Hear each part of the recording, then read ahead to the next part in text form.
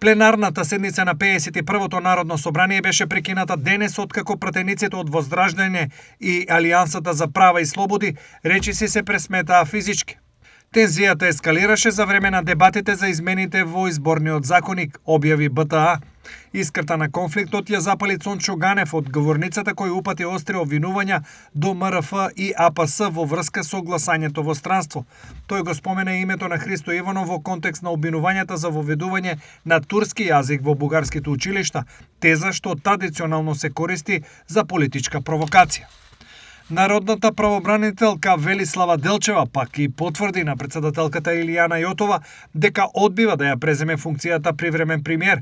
Тоа им го соопшти на новинарите по консултациите со шефот на државата за назначување привремен премиер.